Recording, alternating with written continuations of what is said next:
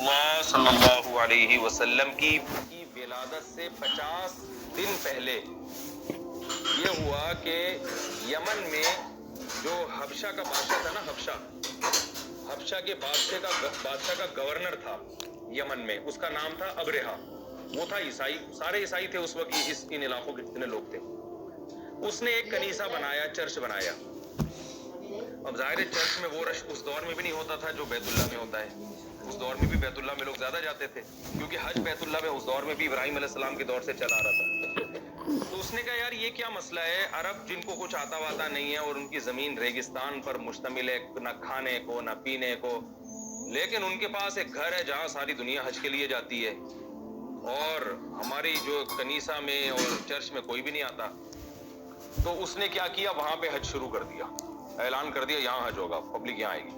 عربوں کو غصہ آیا تو کسی عرب نے یمن میں نا وہاں جا کے، بعض روایات میں ملتا ہے وہاں قضائے حاجت کر دی پھر جا کے چرچ میں، بعض میں آتا ہے کہ آگ لگا دی، کچھ بھی، یعنی جو بھی ہوتا ہے. اس کو غصہ آیا، اس نے کہا ایسی کی تیسی میں بہت بڑا لشکر لے کر مکہ پہ حملہ کروں گا اور بیت اللہ کو گرا دوں گا، خانہ کعبہ کو گراؤں گا، تاکہ حج جو ہے نا اب یہاں ہوا کرے، پبلک وہاں نہ جایا کرے. اتنا بڑا لشکر لے کر وہ آیا تو ظاہر ہے عربوں میں اتنے بڑے لشکر سے لڑنے کی طاقت نہیں تھی. تو ابرہہ نے، کیونکہ اس وقت نبی صلی اللہ علیہ وسلم کے دادا حضرت عبد المطلب وہ بیت اللہ کے متولی تھے، رکھوالے تھے، بیت اللہ کی حفاظت تھے، مامون تھے، اور ان کو اسی وجہ سے فضیلت حاصل تھی. تو ابرہہ نے ان سے ڈائریکٹ رابطہ کیا اور ان سے کہا کہ ہمارا مقصد آپ سے پڈے بازی، آپ سے لڑائی نہیں ہے، ہم صرف بیت اللہ کو گرانے آئے ہیں اور گلا کر پتلی گلی سے نکل جائیں. پتلی گلی تو نہیں کہا، وہ میں کہہ رہا ہوں، تو نکل جائیں گے. عبد المطلب نے دیکھا کہ اتنا بڑا لشکر ہے، ہم میں اس سے لڑنے کی طاقت نہیں ہے. تو عبد المطلب نے یہ ارادہ کیا کہ بھائی ہم نہیں لڑ سکتے ان سے، اور یہ بھی کہا کہ اللہ کا گھر ہے، اللہ اس کی حفاظت کرے گا. اور وہ عبد المطلب کے اونٹ بھی لے گیا تھا، لڑائی کے دوران آئے نا پہلے حملہ کیا تو اونٹ لے گیا. تو عبد المطلب نے ان سے اونٹ چھڑوا لیے، کہا کہ بھائی یہ میرے ہیں، میں اس کا مطالبہ کرتا ہوں، باقی جہاں تک گھر کا مسئلہ ہے، اللہ کے گھر کا، تو اللہ ہے جو اس کی حفاظت خود کرے گا، اللہ کا گھر ہے. کیونکہ اسباب کی دنیا میں ان میں لڑنے کی طاقت تھی نہیں، پتا تھا ہم لڑیں گے تو مارے جائیں گے سارے. ابرہہ کے پاس تھے بہت بڑے بڑے ہاتھی، اور عرب ہاتھیوں کی جنگ سے ویسے بھی مانوس نہیں تھے، وہ تو گھوڑے کی لڑائیوں کے عادی تھے. ہاتھی تو دیکھے نہیں تھے ان لوگوں نے کبھی.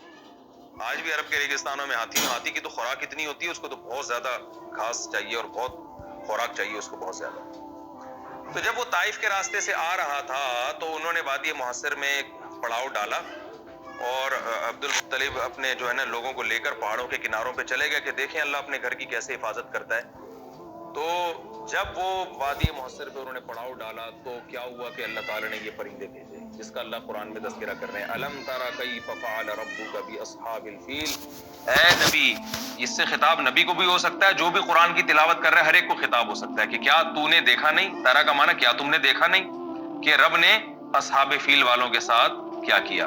دیکھا کا لفظ اس نے استعمال کیا کہ یہ اتنا متواتر واقعہ تھا کہ گویا جس نے نہیں بھی دیکھا اس نے اپنی آنکھوں سے دیکھا ہے، کیونکہ بہت بڑا واقعہ ہوا تھا تو اس وقت بہت زیادہ شہرت ہو گئی تھی اس واقعے کی. جب کیونکہ اللہ نے جو پرندے بھیجے نا چھوٹے چھوٹے، انہوں نے جب کنکر مارے تو وہ کنکر ان کے پوری سر سے گھس کے نیچے تک آر پار ہو جاتے تھے، اور ان کو ایسا جسم گلنے لگتا تھا، سڑ جاتا تھا پورا، جیسے کھایا ہوا بھوس اللہ نے مثال دی نا مردہ لاشیں. تو ان میں بہت سارے تو مر گئے، بہت سارے بھاگ گئے. تو اللہ نے بھاگنے میں بھی ان کو اس لیے بھاگنے دیا کہ کچھ جا کے اپنی قوم کو بتائیں کہ ہمارے ساتھ حشر کیا ہوا ہے. تو جو بھاگے وہ بھی بالآخر کچھ وقت کے بعد بیماری میں، وبا میں مبتلا ہو کر، یعنی اسی سے ایک ایسے جراثیم ان کے باڈی میں پھیل گئے، وہ بھی مر گئے. اور مدینہ میں بہت سے لوگ تھے جو مکہ میں جو اس کے لشکر کے بچے ہوئے لوگ تھے وہ نابینا ہو گئے تھے. اور احادیث میں یہ بات ثابت ہے، صحابہ بیان کرتے ہیں جن صحابہ نے ان کو دیکھا کہ وہ کہتے ہیں ہم نے ان کو مکہ کی گلیوں میں بھیک مانگتے ہوئے دیکھا.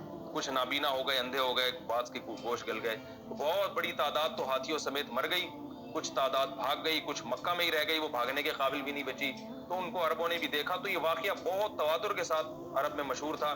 اور اسی کے 50 دن کے بعد آپ صلی اللہ علیہ وسلم کی ولادت. یہ واقعہ محرم میں ہوا اور آپ کی ولادت ربیع الاول میں. تو یہ اللہ نے آپ صلی اللہ علیہ وسلم کے دنیا میں آنے سے پہلے ایک معجزے کو ظاہر کیا.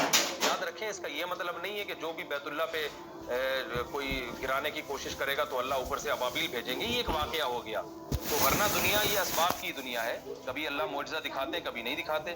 اس کے بعد بیت اللہ پر حملے ہوئے ہیں تو بیت اللہ باقاعدہ ڈھایا ہے.